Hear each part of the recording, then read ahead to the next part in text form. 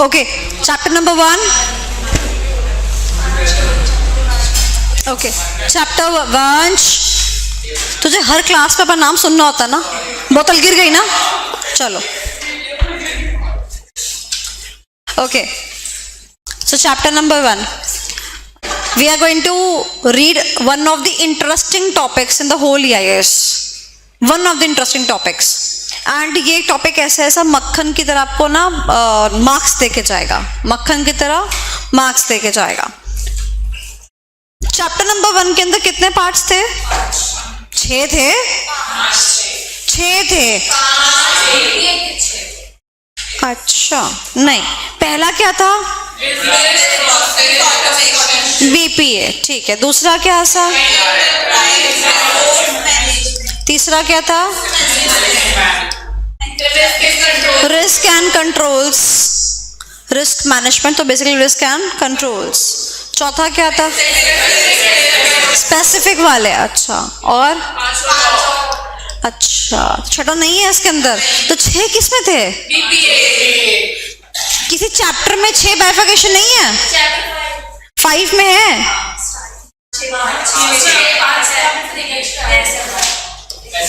चलो, we are done with BPA. BPA का full form? We are done with ERM. We are done with risk and controls. Done. Controls मैंने आपको mark करा दिए थे from your audit book. Okay, अब क्या करने हैं हमारे को? स्पेसिफिक वाले रिस्क एंड कंट्रोल्स. एक ही ऑप्शन है और सेकंड है लॉ. ये पढ़ना है या ये पढ़ना है? दोनों इंटरेस्टिंग है. दोनों एक जो 2 टॉपिक बचे दोनों इंटरेस्टिंग है. हाँ, रिस्क एंड कंट्रोल्स. ओके, क्या करने का ज्यादा मन कर रहा है? लॉजिकली समझने का या याद करने का? रेज योर हैंड जिसको लॉजिकली समझने का ज्यादा मन कर रहा है. सबका ही लॉजिकली ज्यादा समझने का मन कर रहा है, तो will be going with the specific risk and controls. ठीक है. By the time I come back after having T, मैं चाहती हूँ कि तुम ये तीनों चीज रिवाइज कर लो, और उसके आने के बाद में मैं हर एक से एक क्वेश्चन पूछूंगी इन पार्ट्स के. जिसने जवाब दिया ठीक, जिसने जवाब नहीं दिया उसकी चॉकलेट गई.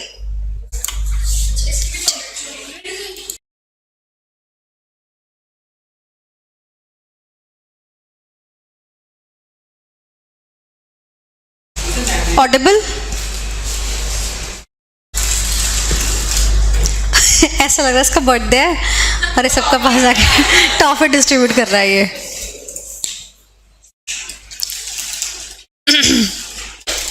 Okay, so question round. 1 question to each person and let's see किसकी झोली में कौन सा क्वेश्चन डलता है. Okay, so the first question goes to the most serious person in the house. Yes. So the first question, आपने मुझे बताना है कि बीपीए के अंदर हम लोगों ने जो इम्प्लीमेंटेशन पढ़ी थी उसके कितने स्टेप्स थे? ठीक है, डन. क्या बात है. उसमें से जो 5th स्टेप है वो कौन सा है?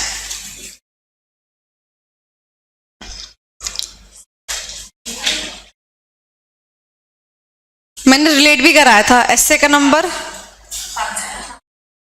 स्टेप नंबर 5 में क्या चाहिए मेरे को?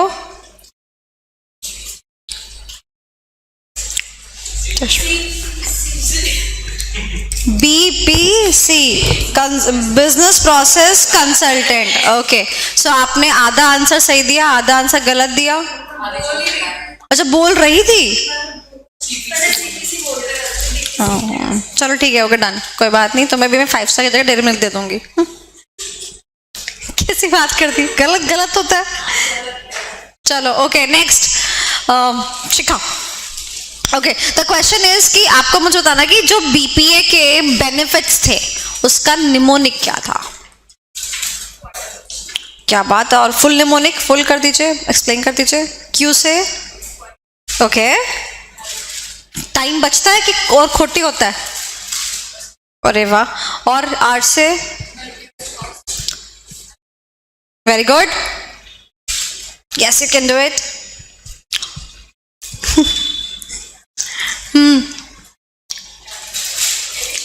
Good.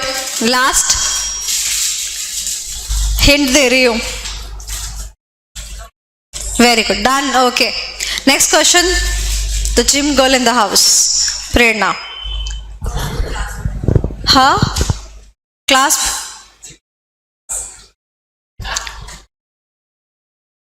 कुछ नहीं है ऐसी. सो यू टेल मी कि ERM के अंदर जो हमने डेफिनेशन पढ़ी थी वो डेफिनेशन क्या थी? Very good. बुक बंद, फ्लो चार्ट बंद, हो गया काम. हाँ, ये एंड मोमेंट तक पढ़ने वाले लोग हैं.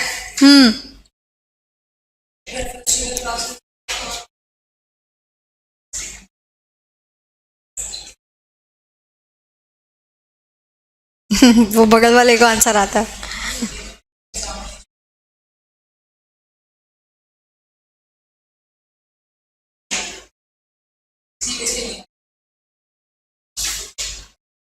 ओके, तो इसकी चॉकलेट तो माइनस हो गई.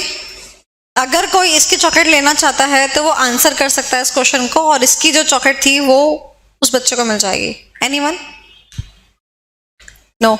ERM की डेफिनेशन ट्राई करने में कुछ नहीं जा रहा. You can gain the chocolate. No, ऐसा थोड़ी कि तुम नहीं बताओगे तो मैं चॉकलेट तुमको माइनस कर दूंगी. नहीं, तुमको नहीं करोगे. नहीं याद आ रही? जाओ सारे जने पढ़ो फटाफट.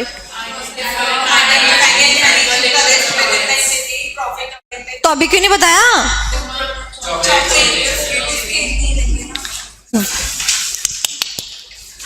Okay, next question to Harshit, right? Harsh, only Harsh. Okay Harsh, आपसे मेरे को ये पूछना है कि ERM के कंपोनेंट्स कितने हैं? 8. उन 8 कंपोनेंट्स को मैंने कितने पार्ट में डिवाइड कराया था? क्या बात है. कौन कौन से थे वो पार्ट्स? हाँ, ठीक. हाँ,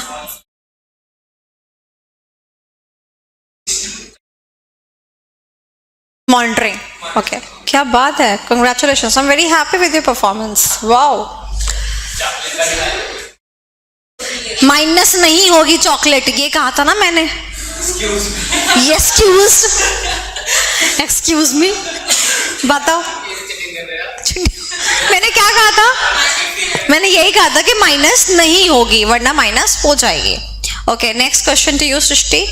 तो आपको मुझे बताना है कि जो हमारे रिस्क एंड कंट्रोल्स हैं उसके अंदर कुछ रिस्क मैनेजमेंट स्ट्रैटेजीज हैं, वो कौन सी है?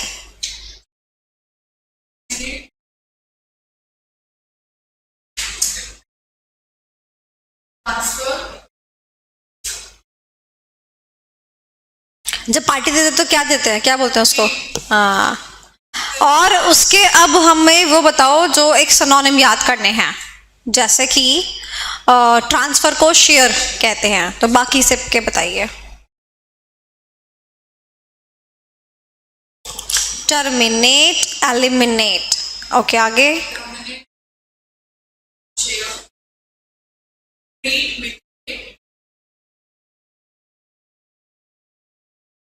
Tolerance.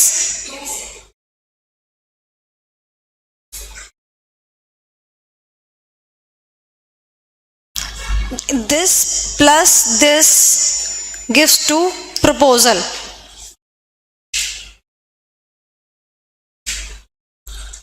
This plus this is equal to proposal.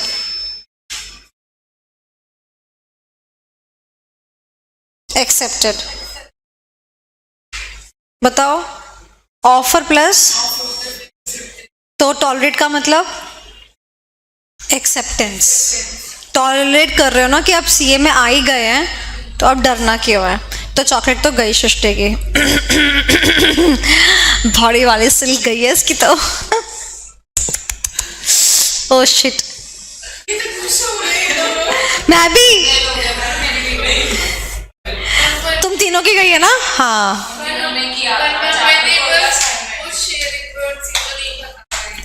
हाँ चलो कोई बात नहीं, 3 चंद चलेगा. यहाँ पे सबने बताया ना अभी तक? अरे वाह, सही जा रहे बेटा.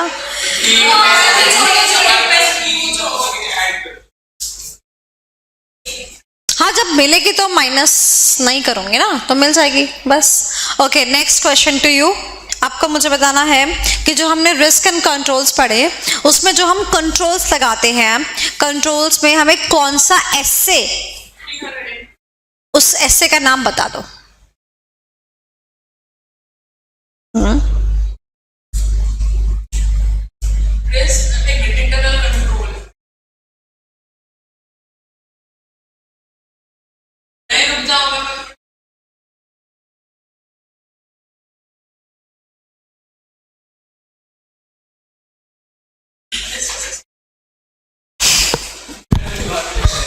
मुझे गुस्सा आ रहा है। 315 अगर मुझे बार बार यूज करना पड़ रहा है, इवन मैंने ईआरपी के दौरान भी यूज किया, हर एक जगह ये 315 इस्तेमाल हो रहा है, तो 315 का जो एसे का नाम है वो तो होना ही चाहिए। सृष्टि बताओ 315 का नाम क्या होता है?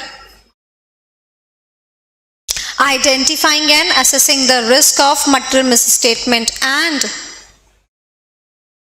भाई तुम ऐसे का ही देख रहे हो, ऐसे का नाम यही है।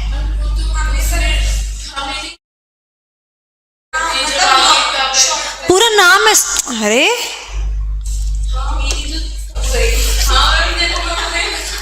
क्या हो गया? रुको रुको, कोई बात, कोई कंफ्यूजन है तो क्लियर हो जाएगी, इतना मत टेंशन लो। ये देखो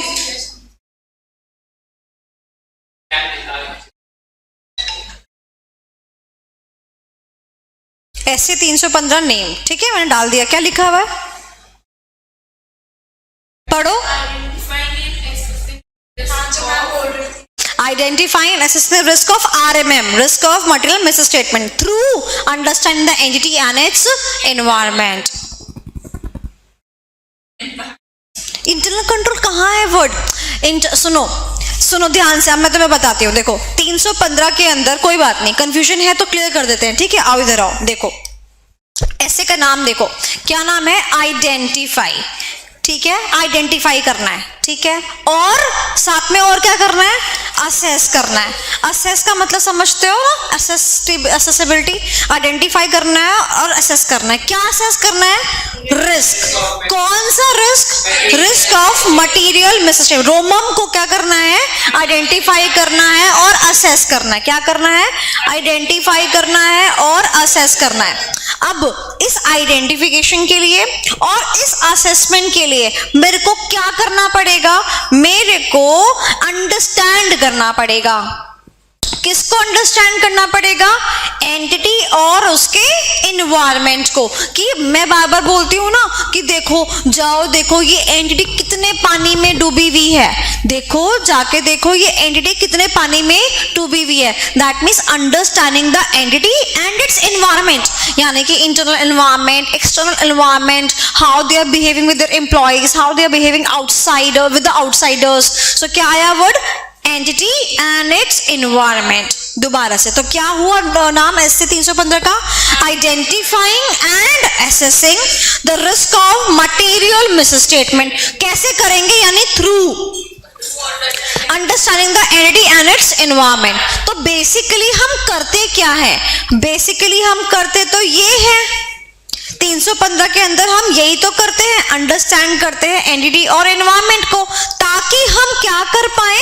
आइडेंटिफाई और एसेस कर पाए कि रोमम के द्वारा कितना रिस्क है, यानी कि जो भी चीज हमने मटेरियली मिसस्टेट कर दी उससे कितना रिस्क मुझे आ रहा है, मैं इस बात को जान सकूं।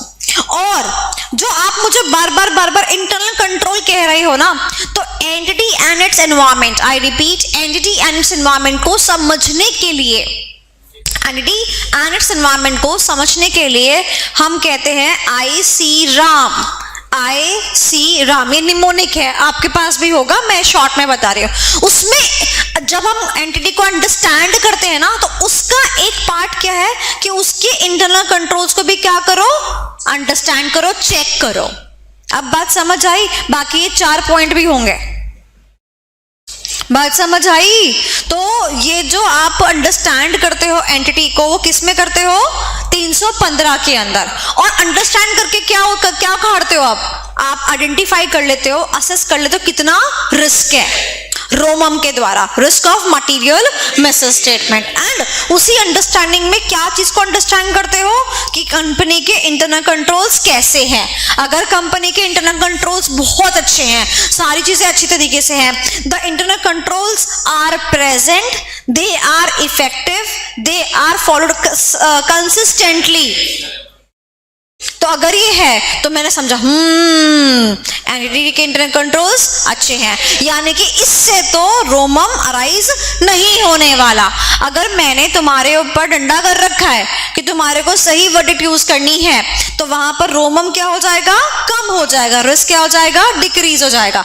315 में क्या करते हैं, एंटिटी को अंडरस्टैंड करते हैं ताकि हमें पता चल जाए रिस्क कितना है, उसको असेस करते हैं। और फिर जब 315 में हम आइडेंटिफाई एंड असेस कर देते हैं, अब जब पता चली गया कि बच्चा बिगड़ा हुआ है तो क्या करेंगे, उसके ऊपर काम करेंगे, यानी प्रोसीजर्स लगाएंगे। तो 315 के बाद आता है 330, जिसमें कि जो रिस्क हमने 315 के अंदर आइडेंटिफाई और असेस करे उस पर अब हम क्या लगाते हैं, प्रोसीजर्स लगाते हैं। अब अगर मान लो इंटरनल कंट्रोल वीक थे या इंटरनल कंट्रोल प्रेजेंट थे, कंसिस्टेंट नहीं थे, whatever is the problem with the internal control, हम क्या लगाते हैं, कंप्लायंस प्रोसीजर्स, सब्सटैंटिव प्रोसीजर्स लगाते हैं। जब कोई चीज से फिक्स एसेट है, हमने उसको दिखा दिया 2 करोड़ का और है वो 1 करोड़ की भी नहीं है, उसको उसमें क्या लगाते हैं, सब्सटैंटिव प्रोसीजर्स लगाते हैं। तो 330 बात करता है अबाउट द वेरियस प्रोसीजर्स, जो जो मिस स्टेटमेंट मिलती है ना अपने को 315 में, उस पर क्या लगाते हैं अपन, प्रोसीजर्स लगाते हैं। वो प्रोसीजर्स कहाँ लगाने को बोले, 330 में लगाने को बोले। अभी समझ में आ गया? तो अब बताओ मेरे को, तुम लोग मेरे को भी ना घबरा, ऐसे मैं भी घबरा जाती हूँ कि मेरे को भी नहीं पता क्या है 315 का ऐसा नाम, ऐसे का ऐसा मेरे को भी क्वेश्चन मार्क हो गया। अच्छा, तुम बार बार इंटरनल कंट्रोल कर रहे हो जो कि एक पार्ट है, that is not the name of the standard. अभी क्लियर हुआ? अभी 315 का नाम बता सकती है?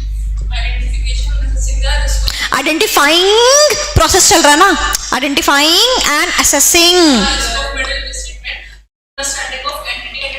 अभी तो बोल दिया फटफट इसने। हाँ, चॉकलेट तो गई, पहले ही गई। हाँ, ताली आ रही है सृष्टि की तरफ से, वाह क्या। हाँ, तो जब मिलेगी तब माइनस होगी ना उसकी। क्या? जब जागो तभी सवेरा। बट यहाँ पर तो सबके ही फेस ब्लैंक थे। हाँ, ये वंश सबका लॉस कराएगा। देखो क्या कह रहा है, सबका माइनस करो एक एक।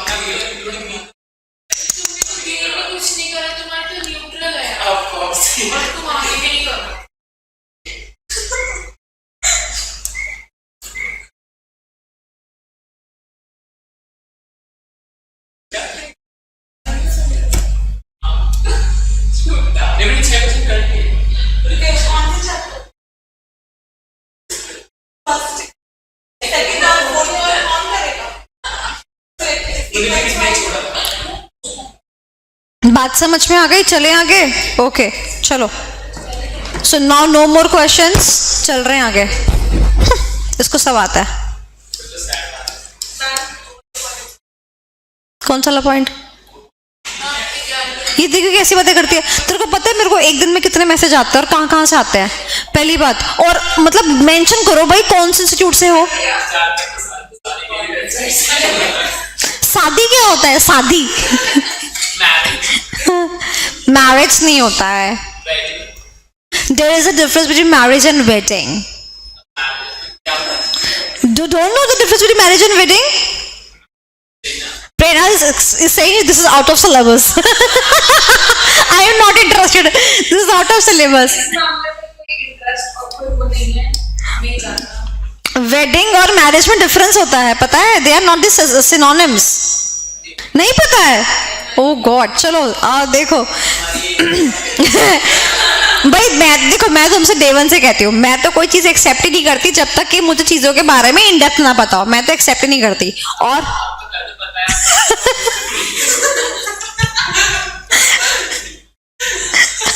सुनो, वेडिंग जो होती है ना, दैट इज द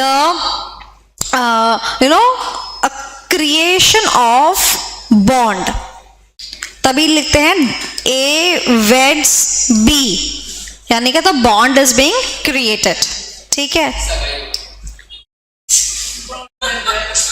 पूरी बात सुन ले। सो वेडिंग इज एन इवेंट। सो जब हम कहते हैं ना हम शादी में जा रहे हैं, तो उस शादी की इंग्लिश क्या होगी कि हम वेडिंग पे जा रहे हैं। सो वेडिंग इज एन इवेंट, जबकि marriage is a relationship, full on, समझो तो। भाई साहब कहाँ से आ रहे हैं ये। Marriage is a relationship which starts from the wedding day, which starts from the wedding day. So अब आप कैसे, आप कोई लोग बोलते ना हाँ हाँ हाँ हम गए थे उसकी मैरिज पे गए थे, मुझे लगता है जैसे पागल सा इंसान है, वेडिंग पे जाएगा ना, मैरिज में कैसे चला जाएगा। मैरिज तो उस दिन के बाद की बात है ना, मैरिज तो रिलेशनशिप है between one and two people. ऐसे तो फिर हिंदू, सुनना, हिंदू मैरिज एक्ट है 1955, तो वहां पे मैरिज में हटा के हिंदू वेडिंग एक्ट हो जाना चाहिए, कर दो ना, अगर they are synonyms, but they are not synonyms. तो हम किसी की मैरिज में नहीं जाते हैं, हम कहाँ जाते हैं, हम वेडिंग पे जाते हैं, किसी की मैरिज पे। जब भी कोई मेरे सामने बोलते हैं, मुझे ऐसा, मान लो कोई बड़ा लोग ऐसे बैठा हुआ है ना, तो मुझे अपनी हंसी इतना कंट्रोल करनी पड़ती है, कोई बात नहीं Sonali, chill chill, it's okay, fine fine, तो मैं बहुत चिल होकर बात करती हूँ। सो वेडिंग इज एन इवेंट, इसीलिए वेड्स वर्ड यूज किया जाता है। ये तो नहीं लिखते हो ऐसा कभी ए गेटिंग मैरिड टू बी, ये तो कहीं किसी इस पे नहीं लिखा होता, देखा कभी लिखा हुआ, कभी भी नहीं लिखा होता है। तो हमेशा ध्यान रखना, वेडिंग इज एन इवेंट, जबकि marriage is a relationship which starts from the wedding date, उसके बाद ही रिलेशनशिप शुरू होता है, मैरिज शुरू होती है। हाँ समझ में आया? समझौता। हाँ, मैरिज को आप समझौता कह सकते हैं। वैसे आपको पता है कि अभी एक लॉ आने वाला है जिसमें कि जैसे अभी तक हम जो लॉ पढ़ते थे ना, आपको इंडियन कॉन्ट्रैक्ट एक्ट के बारे में भी बताती हूँ। जैसे आपने पढ़ा होगा अपने लॉ के अंदर कि पहले ये एक ही लॉ था, इंडियन कॉन्ट्रैक्ट एक्ट, फिर उसका क्या क्या किया, बाइफर्केशन किया, इतना तो पता है ना। उसमें से सबसे पहले क्या निकाला, सेल्स ऑफ गुड्स एक्ट। कब निकाल दिया, 1932 में सेल्स ऑफ गुड्स एक्ट को अलग कर दिया। फिर 2 साल बाद याद है, चलो पार्टनरशिप को भी अलग कर देते हैं, तो 1964 नहीं बोलेंगे, क्या बोलेंगे, 34 में क्या किया, पार्टनरशिप। अच्छा हाँ, सो सॉरी, हाँ हाँ हाँ, क्या करते, हाँ राइट, सो क्या किया, 30 and 32, ठीक है। तो क्या किया, 2 साल बाद इसको भी दीन से जाकर इसको भी अलग कर दिया, तो क्या बच गया, Indian contract act. And Indian contract act के भी 2 पार्ट कर दिए, पार्ट 1 एंड पार्ट 2, ये भी पता है आपको, पार्ट 1 एंड पार्ट 2 करा। तो ये पहले तो पूरा एक ही था ना। सिमिलरली अब जैसे हम पढ़ते हैं ना, Hindu marriage act, Muslims act, ये एक्ट वो एक्ट, हम बहुत सारे एक्ट पढ़ते हैं। तो अब क्या होने जा रहा है, अब इन सबका अमालगमेशन होने जा रहा है, सब पूरा एक एक्ट बनेगा, which would be applicable to every Indian citizen. That means yes, so if you are marrying anyone and आप हिंदू हैं, आप मुस्लिम हैं, आप क्रिश्चियन हैं, जो भी हैं, तो आप पे वो ये एक्ट एप्लीकेबल होगा। Now looking to the intensity and density, Hindus में we say that we cannot marry in the same gotra, like they are the भाई बहन होते हैं, है ना। सो इनको सपिंडा रिलेशनशिप बोलते हैं। जबकि मुसलमान जो होते हैं वो क्या होता, हाँ, वो उनके अंदर ये, उनके एक्ट के अंदर ये प्रोविजन या क्लॉज नहीं है। सो ये देखने वाली बात होगी कि जब एक एक्ट आएगा तो उसमें क्या चीज लिखी होगी, कैसा एक्सेप्शंस आएंगे, क्या होगा, तो वो एक देखने वाली बात होगी। तो जब एक नया एक्ट आएगा, अभी तो बस सुनी सुनाई बातें हैं मेरे लिए भी, मैंने भी इसके बारे में सर्च नहीं करी, बट जब कोई एक एक्ट आएगा तो सारे रिलीजन के लिए एक होगा। ओह माय गॉड, क्या आने वाला है, एक क्यूरियोसिटी है मन के अंदर। तो जो लोग लॉ में इंटरेस्ट रखते हैं उनकी कोई, बट तुम्हारे लिए भी एप्लीकेबल है। क्यों एप्लीकेबल है, अब जैसे मान लो कल को सृष्टि को किससे प्यार हो गया, समझौता, इसने कहा चलो आज हम इससे समझौता करने के लिए रेडी हो ही जाते हैं। तो इसने अपनी वेडिंग जो है ना, वो वेडिंग डेट निकलवा ली कि चलो इस साल में इस दिन को मैं शादी कर लेती हूँ, ठीक है। ये सब काल्पनिक ही है ना, तुम्हें पता ही है। सृष्टि का कैसा कोई ऐसा, सृष्टि के लिए तो मतलब लोग वैसे लाइन में लग रहे होंगे ना, उसके तो बहुत प्रॉब्लम हो गई। चलो ओके, सो क्या हुआ ना कि इसने अपनी वेडिंग डेट फिक्स कर ली। अब ये जो लड़का है, लेट्स सपोज अगर सेम गोत्र का हुआ तो क्या ये इम्पैक्ट करेगा? जैसे ये फेरों पे बैठेगी ना, पंडित जी सबसे पहले गोत्र पूछेंगे, लड़के वधु वर का गोत्र बताइए, वधु का गोत्र बताइए, वर का गोत्र, वधु का गोत्र। पंडित, ओह ये शादी संपूर्ण नहीं हो सकती। तो क्यों नहीं हो सकती? हिंदू मैरिज एक्ट कराने वाला पंडित भी फंसेगा, है ना। हिंदू मैरिज एक्ट क्या हो गया? एप्लीकेबल हो गया। अभी मान लो वो एक्ट आया तो अभी पंडित को भी अपनी नॉलेज को क्या करना पड़ेगा? अपग्रेड करना पड़ेगा ना उस एक्ट के अकॉर्डिंग, और फिर तुम्हारी शादी क्या होगी? उससे इम्पैक्ट होगी, है ना। चलो अच्छा सुनना, अभी सृष्टि का गुस्सा आया, ऐसे ऐसे क्या पंडित शादी नहीं करता, क्या हम शादी का बंधन में नहीं बंधेंगे, हम समझौता करने को तैयार है, हम जा रहे हैं court. Now they reaches court, ठीक है, अपने 4 सिपाही लेके कोर्ट पहुंचते हैं। अब कोर्ट का जज वो तो पंडित से भी ज्यादा इंटेलिजेंट है, ये कोर्ट का जो बंदा है वो तो पंडित से भी ज्यादा इंटेलिजेंट है। वो क्या कहेगा? तुमने नहीं पढ़ा, मैंने तो पढ़ा है, मैं कैसे बांध तुम्हें बंधन में? तो ना तो ये पंडित हेल्प करेगा और ना तो ये बंदा हेल्प करेगा, आपकी कोर्ट मैरिज भी नहीं हो सकती। बट अगर हुई तो अब मान लो अब भी गुस्सा आया, फिर ये चले चलो मंदिर चलते हैं, यही फिर शादी कर लेते हैं। भाई है किसी को चल शादी करने की तो क्या करे? चल अब मंदिर में भगवान जी तो नहीं रोक सकते, भगवान जी तो नहीं रोक सकते। भगवान जी के पास गए, ऐसा फेरे वेरे लगाए, ऐसा हाँ 7 फेरे in the Hindu marriage act is known as saptapadi. तो 7 फेरे वगैरह लगाए, सब कुछ करे, हो गया काम। नहीं सपनों में नहीं थी, सप्तापति, ठीक है। तो होता है ये आने के बाद जीवन में ऐसे ही होता है। चलो फिर अब इन्होंने बिना पंडित के ऐसी शादी वादी कर ली, फटा एक वरमाला ऐसे ऐसे डाली, खत्म कहानी। अब मैं बोलती चलो शादी तो हो गई, अब ये शादी कैसी है? वेरी गुड, वॉइड नहीं वर्ड एबिनिशियो है, स्टार्टिंग से ही तो वॉइड है। अब कल को मान लो इसका झगड़ा हो गया, अब डाइवोर्स, अब ये एलिमनी मनी मांग सकती है? नहीं मां, क्योंकि शादी क्या थी? ओह माय गॉड, पहले से ही वर्ड एबिनिशियो थी। अरे काहे की एलिमनी मनी? अब ये जो लड़का होगा ना सारे एक्ट के प्रोविजन निकालेगा बाहर, हमारी तो शादी वर्ड एबिनिशियो थी, काहे का एलिमनी मनी। हाँ, और अब सृष्टि कहेगी सच में समझौता था ये, सच में समझौता था। चलो बैक टू पवेलियन।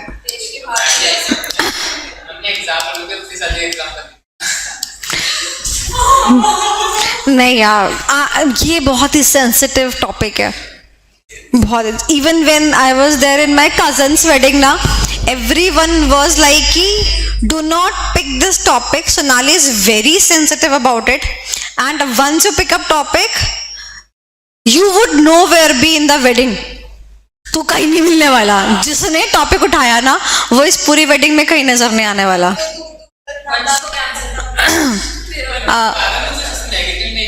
अरे मैं देखो क्या होता है ना, बार बार कोई वर्ड अगर आता है ना, मैं एग्जांपल, अभी एक एग्जांपल ले रही सृष्टि के ऊपर, मैं अगर रोज सृष्टि का एग्जांपल लूंगी ना, एक दिन ऐसा आएगा साइकोलॉजिकली है, उसको बुरा फील होगा, दिस इज साइकोलॉजिकली।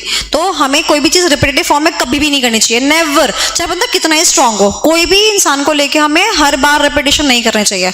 तो शादी में it was very much clear कि भैया ऐसा है कि इस सेंसिटिव टॉपिक के ऊपर कोई कुछ मत बोल देना, ठीक है। एंड ये क्या चल रहा है? शादी की बात चल रही है, आवाजें ऐसी ऐसी आ रही हैं, बता। राम राम राम राम।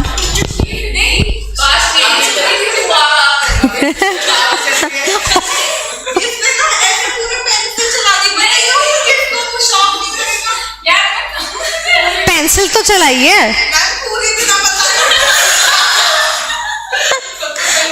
वो हर्ष सब चुप के दीवार में हंस रहा है। चल कोई बात नहीं। तो आ जाओ। सो रिस्क एंड कंट्रोल्स, वो भी कौन से वाले? स्पेसिफिक वाले। यानी कि अब हम क्या पकड़ने वाले हैं? प्रोसेस पकड़ने वाले हैं और उनके रिस्क और कंट्रोल्स करने वाले हैं। चलिए शुरू करें। ओके, आई बिलीव कि अब सब लोग फ्रेश हो चुके हैं माइंड से।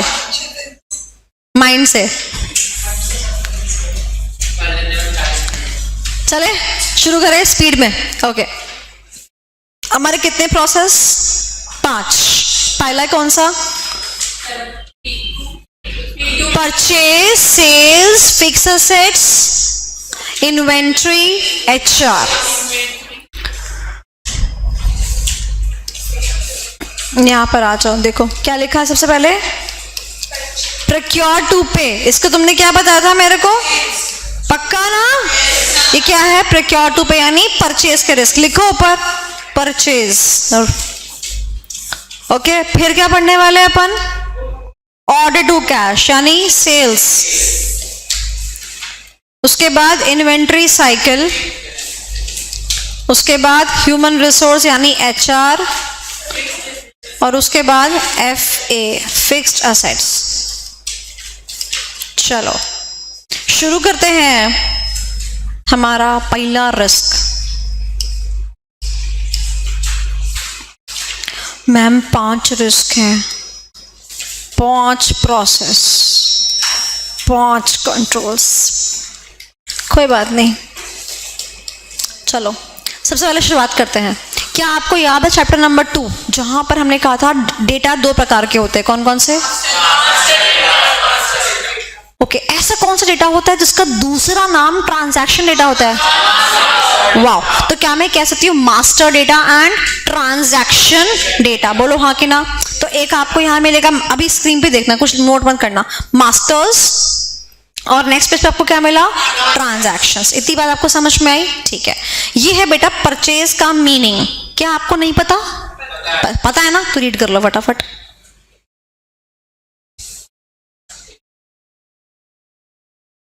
डन। चले, अब हमें क्या करने हैं?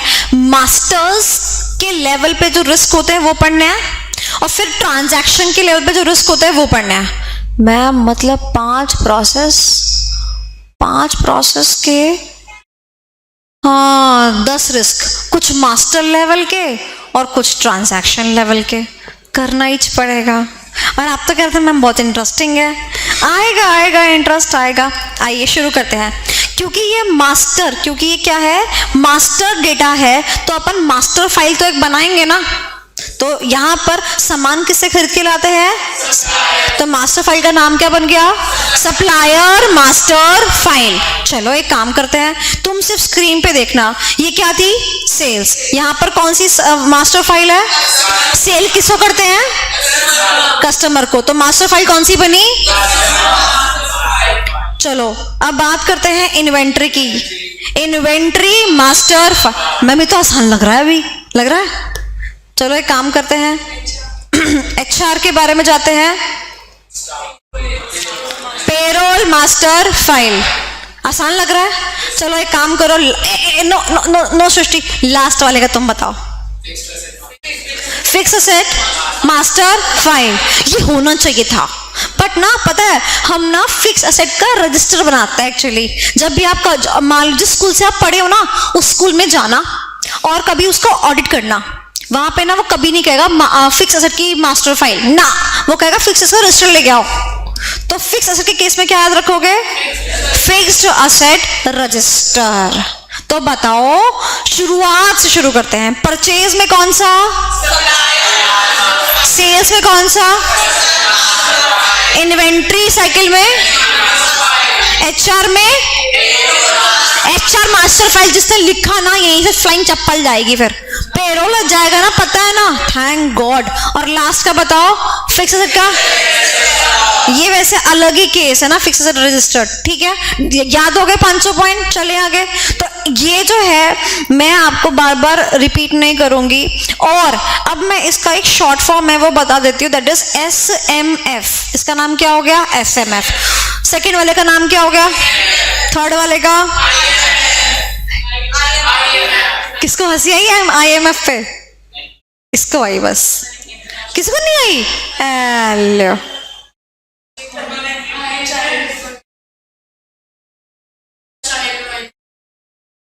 नहीं आई? चलो छोटे बच्चों कोई बात नहीं।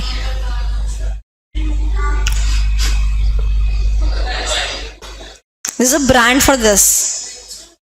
चलो नेक्स्ट।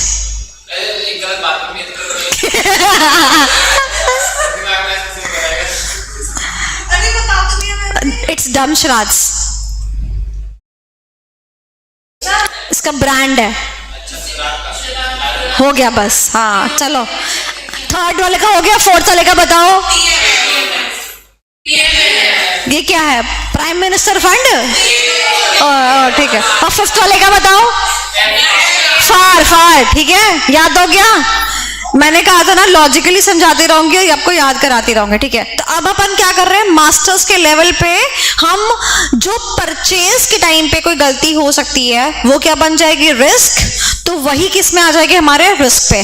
कंट्रोल्स क्या होते हैं, अपनी गलतियों को सुधार लो या ठीक तरीके से कर लो, वो क्या बन जाते हैं, कंट्रोल्स। तो कंट्रोल्स तो मुझे पढ़ने की जरूरत नहीं है, आप लोग बहुत होशियार है, अपना आप ही पढ़ के सब लिख के भी आ जाओगे। तो बेसिकली मुद्दा किसका है, रिस्क का, ठीक। चलो ध्यान से मेरी बात सुनना। फर्स्ट थिंग इज, ध्यान से सुनना। क्या आपने 11th क्लास के अंदर रेक्टिफिकेशन वाला चैप्टर पढ़ा है? ठीक है। रेक्टिफिकेशन के अंदर क्या होता था, ऐसा आप बोलते थे ए ने बी को गुड्स दिए, ठीक है, और गुड्स की वैल्यू 10,000 रुपये थी। 10,000 पे रिकॉर्ड ना करके 1 लाख पे रिकॉर्ड कर दी, होता था। ये क्या है ना, याद है ना? तो मैं क्या बोल सकती हूं कि ये झूठा है। क्या है, झूठा, है ना। सही क्या था, 10,000। 1 लाख क्या है, झूठा। यानी कि मेरा डेटा झूठा नहीं होना चाहिए। अब अगर हो जाए तो ठीक कर लो, और वैसे प्रिकॉशन भी लो कि झूठा ना हो। कितना आसान था। अब सेकंड, ए ने बी को गुड सेल करे 10,000 रुपए के, एंट्री तो ये क्या हो गई, छूटा, छूट गई। अब ये भी क्या है, गलती है कि नहीं है, सामान लेके आए, बताओ, एंट्री तो होनी चाहिए थी, ये क्या है, छूटा। तो प्रिकॉशन क्या होगा, कंट्रोल क्या होगा, जानते हो ना, मुझे बताने की जरूरत नहीं है। तो 2 नाम याद हुए, झूठा एंड छूटा। चलो बैक जाओ। ये देखो, देखो क्या लिखा है, changes to SMF are not correct. Not correct यानी इनकरेक्ट, यानी झूठा। आर नॉट इनपुट यानी ओमिटेड, छूटा। तो छूटा और झूठा दोनों के प्रिकॉशंस कर लोगे, कोई दिक्कत? चले आगे, ओके। अब ध्यान से मेरी बात सुनना। नेक्स्ट, अगर हमने चेंजेस डाले बट नॉट ऑन टाइम, तो फिर तो हमें जो आउटपुट मिलेगा वो गड़बड़ ही मिलेगा। अब मान लो कोई परचेज की एंट्री थी, वो मार्च के महीने में थी, हमने वो एंट्री अप्रैल के महीने में डाली, तो क्या गलत आंसर नहीं मिलेगा हमें? तो नॉट ऑन टाइम भी क्या दे रहा है, रिस्क दे रहा है कि नहीं दे रहा है? तो बताओ, मास्टर के लेवल पे ये क्या हो गया, रिस्क हो गया। तो कंट्रोल क्या लगाएंगे भाई, टाइम से कर ले यार, सिंपल, आसान। आगे चले। नेक्स्ट इज यूजर झूठा। जो एंट्री डाल रहा है वो कैसा बंदा होना चाहिए, ऑथोराइज बंदा होना चाहिए, और अगर वो ऑर्गेनाइज नहीं है तो ये यूजर क्या है, झूठा। तो 4 पॉइंट कौन कौन से हो गए, झूठा, छूटा, नॉट ऑन टाइम और यूजर झूठा। भाड़ में जाए दुनिया, इतना तो मुझे समझ में ही आ गया।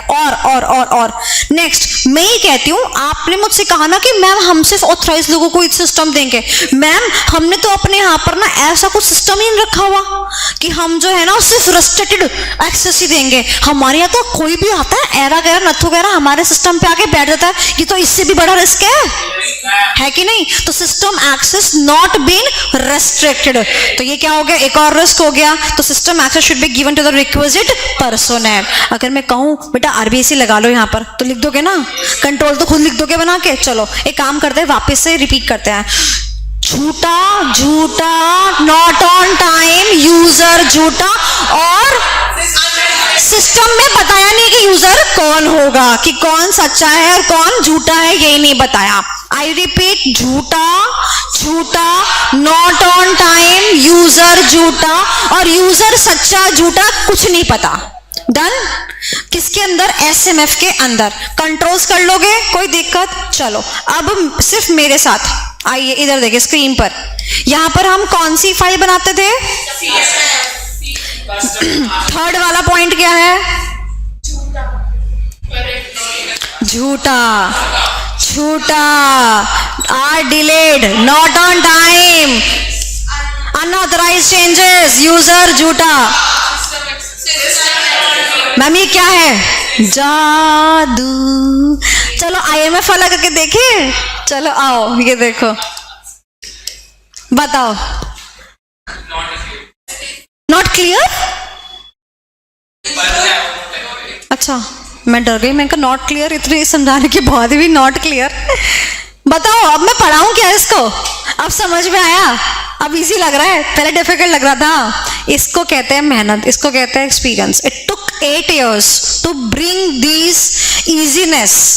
जहां बच्चे ने बोला कि हमें दिक्कत आ रही है तो उसके लिए ये काम किया।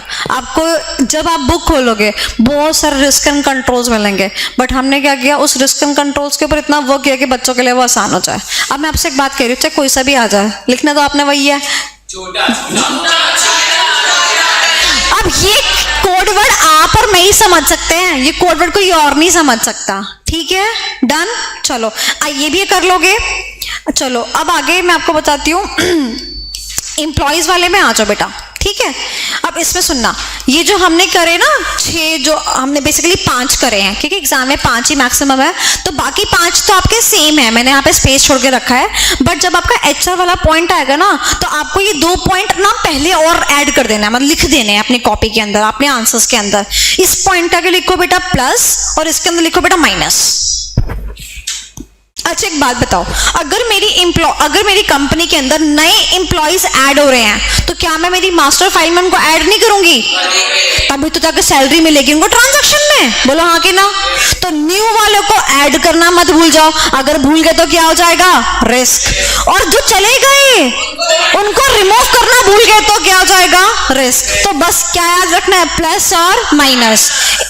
HR है तो एम्प्लॉय ही वर्ड होगा ना, तो बस। तो यहाँ पर तो मैं कहती हूँ 7 पॉइंट लिख दोगे तुम, और उसके बाद अपना सुंदर सा कंट्रोल बना के लिखना, मतलब ऐसी की तैसी कर दो उसकी, और आएगा तो एक ही कंट्रोल ना, या तो परचेज या सेल्स या फिक्स एसेट या HR, एक ही आने वाला है। डन। चले आगे।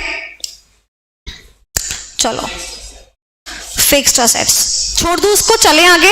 बस ये ध्यान रखना यहाँ पे फार बनता है which is the fix asset register, not the file.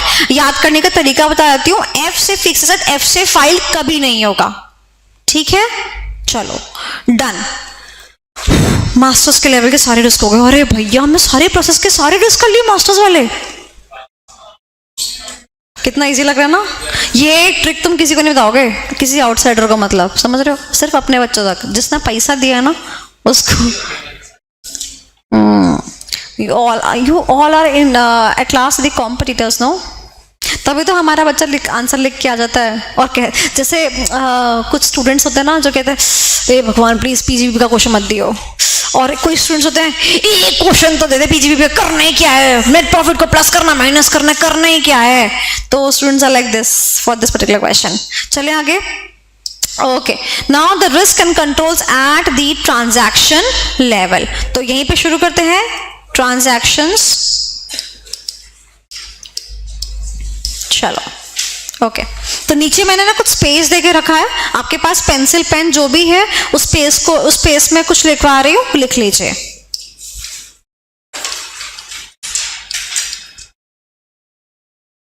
Purchase order, उसके बाद परचेज,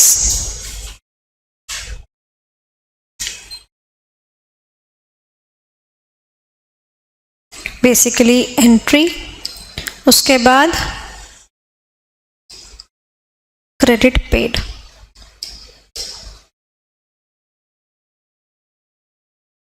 पहले हम ऑर्डर प्लेस करते हैं परचेज ऑर्डर, फिर परचेज करते हैं परचेज की एंट्री, और फिर परचेज तो धारी पे करते हैं ना, एक्स से माल खरीदा, फिर 3 महीने बाद एक्स को कह दे देंगे, पैसे दे देंगे, यही तो होता है। बोलो हाँ कि ना? और आपको ये भी पता है ना, we have credit and debit note as well. ये कब इशू किया जाता है ये भी पता है ना? याद आए तो अच्छा, नहीं तो इसी से भी काम चल जाएगा। ठीक है, चलो अब ध्यान से मेरी बात सुनना।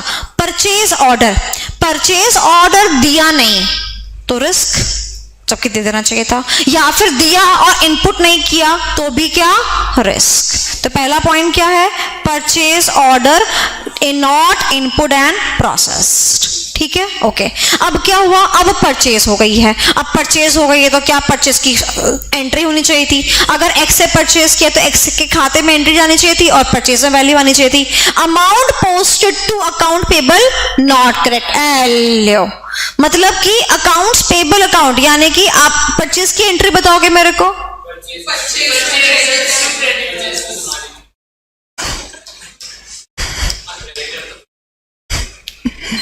Okay, what do you mean by accounts payable? Here यहाँ पे accounts payable कहाँ पर आएगा? X की जगह पे, वेरी गुड। तो मैंने क्या किया, X के अकाउंट में गलत अमाउंट डाल दिया, यहाँ पर सही अमाउंट डाला, यहाँ पर गलत अमाउंट डाल दिया।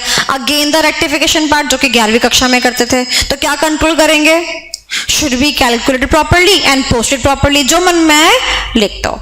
Next, amounts for goods and service are recorded in the wrong period. सामान लिया हमने मार्च के महीने में, डाल दिया अप्रैल के महीने में, तो रॉन्ग पीरियड है तो क्या करो, इन द अप्रोप्रिएट पीरियड। उसके बाद डिसबर्समेंट, अब पेमेंट का टाइम आ गया, पेमेंट के टाइम पे सही अकाउंट, सही अमाउंट, सही साल में, सही लेजर में जाना चाहिए, नहीं होगा तो रिस्क। और क्या कर लेंगे उस पर, कंट्रोल्स है। हाँ कर लो, हाँ हाँ हाँ कर लो कोई दिक्कत नहीं है। और क्रेडिट नोट और डेबिट नोट, ये रहा, अगर if any credit note is being issued but not recorded it can amount to risk. तो क्या चल रहा है, ये रेक्टिफिकेशन वगैरह चल रहा है और कुछ नहीं चल रहा। And I can bet even on YouTube you will not find any teacher of EIS linking this with rectification chapter. But कितना ईजी हो गया नहीं, रेक्टिफिकेशन में डालते ही, कुछ था ही नहीं इसके अंदर। तो परचेज सेम चीज सेल के साथ हो जाएगी, सेल्स का ऑर्डर सेल्स, और फिर सेल्स के पैसे क्या होंगे, रिसीव होंगे किससे, डेटर्स से। जाओ फिर फटाफट जाके पढ़ लो।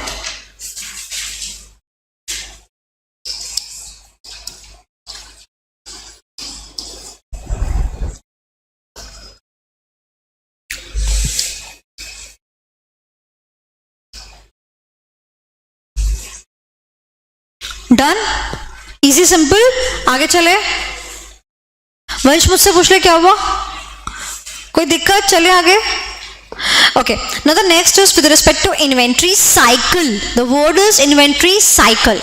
Now, what is a cycle? What is the inventory cycle? The inventory cycle is this now, when we have that raw material developed into the finished goods. ये question exam में आया था, inventory cycle 2 marks. बताओ।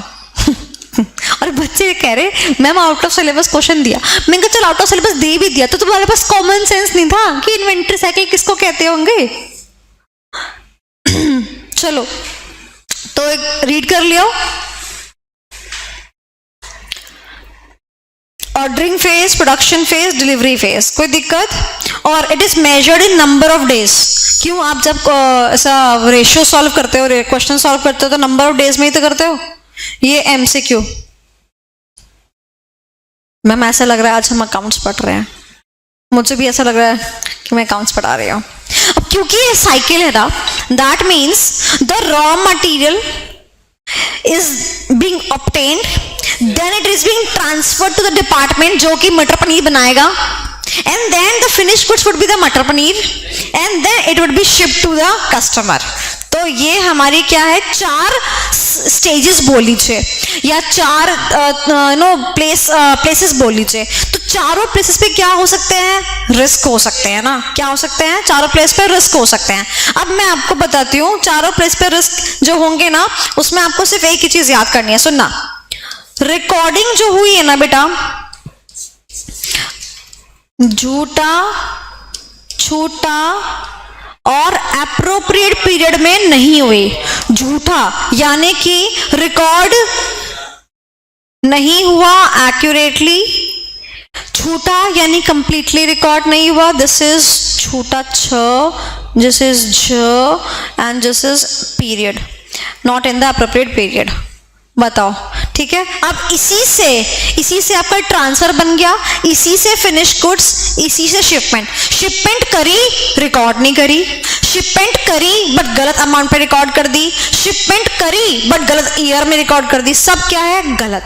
Raw material लाए but इनएक्यूरेटली record कर लिया, गलत amount गलत पीरियड में रिकॉर्ड कर दिया, वो सब क्या? यानी कि सिर्फ ये 3 याद करो और इस 3 को मल्टीप्लाई कर दो 4 से, कितने पॉइंट्स हो गए? 12 पॉइंट्स। एनीवन जिसको बात समझ में ना आई हो? और आपने क्या करना है, आपने ना जो ये 4 पॉइंट्स है ना, पहले रॉ मटेरियल की हेडिंग डाल लो, फिर रॉ मटेरियल के ना 2 पॉइंट रॉ मटेरियल में डाल लो। आपने मान लो ये 2 डाल दिए, फिर उसके बाद ट्रांसफर में ना ये 2 डाल दो, ऐसे कर दो और वर्डिक्ट चेंज कर दो, सिनोनिम्स यूज कर लो, समझ रहे हो? रॉन्ग की जगह इनएप्रोप्रिएट पीरियड यूज कर लो, बस काम बन गया, डन डन डन डन। और कंट्रोल से तुम लिख ही रहोगे।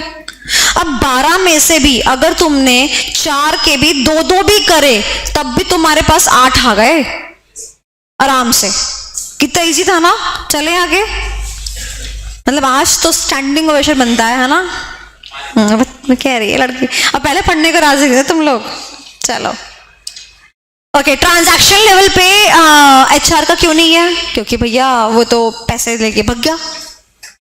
क्यों नहीं है? क्योंकि भाई पेरोल का जो अपना वो सेम ही है, प्लस पेरोल में सिनारियो यही होगा कि सैलरी जितनी बनती है वो उतनी लेके जाएगा ही जाएगा, वरना आउटस्टैंडिंग मिल जाएगी। तो आपके सिलेबस में पेरोल का कुछ भी नहीं है इन टर्म्स ऑफ ट्रांजैक्शन। अब बात कर लेते हैं फिक्स असेट पे। ओके चलो, अब अगेन लास्ट टाइम अकाउंट्स पढ़ा रही हूँ। असेट आती है, फिर डेप्रिशिएट होती है और फिर सेल्स। 11वीं कक्षा में अकाउंट बनाते थे ना, एक असेट आ गई, फिर बीच में दूसरी भी आ गई, फिर डेप्रिशिएशन लगा रहे हैं, फिर पहले वाली को बेच दे रहे हैं, इतने में तीसरी भी आ गई। याद है? बस अब देखो वापस वही, यहां पर भी छूटा कर लीजिए, वापस वही है कि नहीं है? तो क्या लिखेंगे सुनो, मान लो मशीन को अक्वायर किया इन द मंथ ऑफ सितंबर, तो कब अकाउंट फॉर करनी चाहिए? सितंबर के महीने में, नहीं तो क्या हो जाएगा? Wrong period. मशीनरी खरीदी 2 लाख रुपए की, तो कितने पे रिकॉर्ड होनी चाहिए? और रिकॉर्ड ही नहीं करी, और रिकॉर्ड करी बट गलत अमाउंट से करी। कितने पॉइंट्स? 3 into 9 points. कर लोगे ना? Machine I, acquisition, depreciation and disposal. Machine को डिस्पोज किया लॉस में, अकाउंट फॉर नहीं किया, तो क्या रिस्क है? फाइनेंशियल स्टेटमेंट्स तक गलत हो गए। तो तुम अपना एक्सप्लेनेशन अपने अकॉर्डिंग लिखना, जो तुम्हारा मन करे, पूरा स्पेस गिवन है तुम्हारे को। बुक से हेल्प लेनी है, बुक से हेल्प ले लेना, स्टडी मैट से हेल्प लेनी है, वहां से हेल्प ले लो। पर याद तो हो गए ना सारे? अब ये तो नहीं ना हाय इतने सारे पॉइंट्स है, कौन याद करेगा और कैसे याद करेगा? याद तो हो गए। आंसर में फ्रेमिंग मैंने आपको पूरी बिठा दी है। ऐसा नहीं हो सकता कि क्वेश्चन आ जाए और फिर आप कहो कि यार मैम याद करना पड़ रहा है। याद तो आपको हो गया, बस आपको फ्रेमिंग करके देखनी है एक बारी, ठीक है? फ्रेमिंग कर लोगे तो आपको आंसर एग्जाम के लिए प्रिपेयर हो जाएगा। अब आ जाओ वापस से, बस first page and we are good to go. कुछ था ही नहीं इसके अंदर। देखो अब वो क्या कह रहा है, देखो वो कह रहा है कि देखो हमारे जो रिस्क होते हैं ना वो 2 लेवल पे तो होते ही हैं, मास्टर्स और ट्रांजैक्शन। वो कहते हैं कॉन्फ़िगरेशन लेवल पे भी होते हैं। मैं कॉन्फ़िगरेशन लेवल मतलब कि तो जब आप सॉफ्टवेयर को इंस्टॉल करते हो ना तब भी तो रिस्क हो सकते हैं। मैंने कहा हाँ तब भी रिस्क हो सकते हैं। कॉन्फ़िगरेशन का मतलब होता है अपनी सिस्टम के साथ कॉन्फ़िगर करना। कॉन्फ़िगर करना मतलब अपने सिस्टम का कंपैटिबल करना। जब भी आप जैसे मान लो कि अगर आप अभी इंटरनेट चलाना चाहते हैं तो जब तक आप इंटरनेट नहीं डाउनलोड कर अपने ऑपरेटिंग सिस्टम पे ऊपर डालेंगे कॉन्फ़िगरेशन नहीं हुई। प्रिंटर के केस में अगर आपने ड्राइवर इंस्टॉल नहीं किया तो आपने कॉन्फ़िगर नहीं किया। अगर मेरे को डेटा जो है from this mobile phone to another mobile phone डालना है वाया ब्लूटूथ, तो जब तक मैं ब्लूटूथ कनेक्ट नहीं करूंगी तो कॉन्फ़िगरेशन नहीं, कॉन्फ़िगर नहीं हुआ।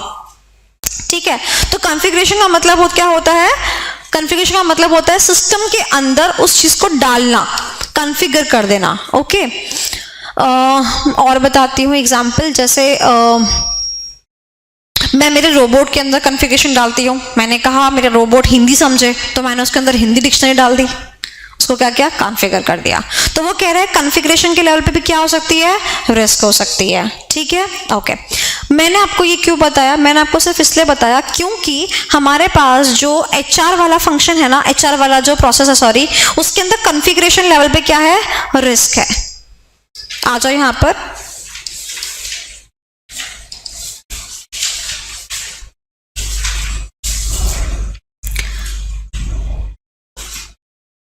मैं आपसे एक बात पूछती हूँ, जब मैंने, क्योंकि आपको चैप्टर 2 बहुत अच्छे से समझ में आया, तो जब मैंने चैप्टर नंबर 2 आपको पढ़ाया था, मैंने आपसे कहा था ना कि ऑर्गेनाइजेशन के अंदर ना जब भी आप कोई काम करते हो, आपके पास क्या होनी चाहिए? एक बढ़िया से बिजनेस पॉलिसी होनी चाहिए। एंड पॉलिसी का एग्जाम्पल भी दिया था मैंने RBI से, इतना याद है? ओके। तो जब मैंने अपना सिस्टम बनाया, जब मैंने कहा कि मेरा ये सर्वर होगा, मेरे ये 4 नोड्स होंगे, और मैंने 4 नोड्स पे RBAC की एक्सेसिबिलिटी बता दी कि कौन किस पे क्या बैठेगा, यानी कि मैंने कंट्रोल्स लगा दिए कि किसको क्या एक्सेस मिलेगी। यानी at the time of configuration, जब भी मैंने सिस्टम डेवलप किया, जब भी मैंने सिस्टम इंप्लीमेंट किया, उसी वक्त मैंने क्या लगा दिया? RBAC लगा दिया। ठीक है। अब देखो, सुनो ध्यान से मेरी बात। होता क्या है, जो एम्प्लॉय छोड़ के चले जाते हैं ना, उनके पास भी कभी कभी क्या रह जाता है? एक्सेस रह जाता है। तो हम पता है क्या कहते हैं कि आप अपने सॉफ्टवेयर को ना दोबारा से रीइंस्टॉल करो, क्योंकि बहुत सारी चीजें उसके पास, उसके हाथ में हो सकती है। क्या पता नहीं कहाँ से क्या चीज, क्या पता सारा डेटा अपने पास मंगाता हुए। मैंने एक बार एग्जाम्पल भी दिया था आर्टिकल वाला, कि आर्टिकल छोड़ के चला जाता है और जो बच्चा होता है वो क्या करता है, उसकी नेट बैंकिंग का, हाँ यही थी ना वो, हाँ, कि नेट बैंकिंग के थ्रू सारा पैसा अपने अकाउंट में मंगा लेती है। तो ये जो पुराने एम्प्लॉइज है, ये क्या कर सकते हैं? अगर इनके पास अभी भी सिस्टम का एक्सेस है, सिस्टम का एक्सेस यानी कि मान लो ये काम कर रहे थे टैली के ऊपर, टैली पे काम कर रहे थे, ABC एंड कंपनी के फाइनेंशियल स्टेटमेंट्स बना रहे थे, और उसके बाद एम्प्लॉय का गुस्सा, सॉरी बॉस को गुस्सा आया, उसने एम्प्लॉय को बाहर निकाल के फेंक दिया। अब एम्प्लॉय के पास अभी भी एक्सेस है, ठीक है। अब एम्प्लॉय क्या है? बाहर बैठा हुआ है, बट क्या वो एम्प्लॉय इस चीज का नजायज फायदा नहीं उठा सकता? ABC कंपनी के डॉक्यूमेंट्स को खत्म कर सकता है, खराब कर सकता है, डिलीट कर सकता है, चेंज कर सकता है, बहुत कुछ कर सकता है। तो वो क्या कहता है? System access should immediately be removed, यानी कि कॉन्फ़िगरेशन दोबारा से करो, दोबारा से सॉफ्टवेयर इंस्टॉल करो, उसके पास जितनी भी क्या होगी? एक्सेस होगी, वो सब चली जाएगी। इसीलिए ही जब आर्टिकल पुराना जाता है और नया आर्टिकल को हमने देना होता है, तो हम नेट बैंकिंग का जो पासवर्ड रीसेट कर रहे हैं, सिमिलरली हम अपने सॉफ्टवेयर को भी क्या कर रहे हैं? रीसेट कर रहे हैं। आप अपना मोबाइल फोन, अगर मैं आपसे बोलूँ आप अपना मोबाइल फोन मुझे दे दो, ठीक है, आप रीसेट करके दोगे, बिना रीसेट करने दोगे ना? बस वही चीज है ना, यानी कि back to that configuration level, बिल्कुल जीरो से, कॉन्फ़िगरेशन है जीरो लेवल से क्या कर देना? उसमें रीसेटिंग कर देना। And employees have access in excess of the job requirements, ये भी क्या है? गड़बड़ी है। यानी कि जैसे मान लो हमने RBC की बात की थी ना, जूनियर अकाउंटेंट को सिर्फ जूनियर लेवल की एक्सेस मिलनी चाहिए, है ना, बट वो क्या कह रहा है? जब हमने कॉन्फ़िगर किया था ना सिस्टम, उसी वक्त पे हमने अपने एम्प्लॉयज को आज़ादी दे दी। भाई क्यों दे दी आज़ादी? उसी वक्त पे क्या लगाना चाहिए था? RBAC लगाना चाहिए था। वापस जाओ कॉन्फ़िगरेशन पे, सही करो सारी कॉन्फ़िगरेशन, मैनेजर को मैनेजर के लेवल में मिलेगी और जूनियर को जूनियर के लेवल में मिलेगी। वापस जाओ कहां पर? कॉन्फ़िगरेशन लेवल पे। RBAC हमेशा कहां लगता है? जीरो लेवल पे, कॉन्फ़िगरेशन लेवल पे। Is that clear? ओके, इसका क्वेश्चन ऑलरेडी आ चुका है, ठीक है। फार का भी आ चुका है, फिक्स एसेट का भी आ चुका है, बाकी अब जो बचते हैं उसका आ सकता है, ठीक है। आसान, कोई दिक्कत? इस टॉपिक को मैं इतना ही आसान बना सकती थी, कितना लेंथी टॉपिक था और कितना फट कितनी जल्दी से हो गया ना। ओके,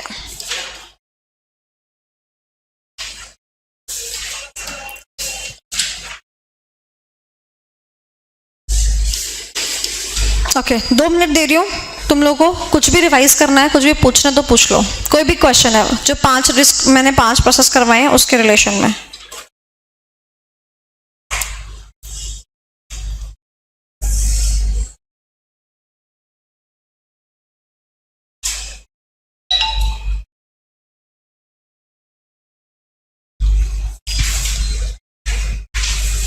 ऐसा एक भी क्वेश्चन नहीं होगा एग्जाम के अंदर कि आप पेपर देखो और मुझे गालियां बको।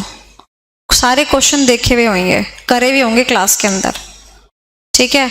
बट अब अगर तुम वहां पे नहीं कर पाओगे ना, that would be only because of lack of practice. I could see and I could analyze. This is my analysis.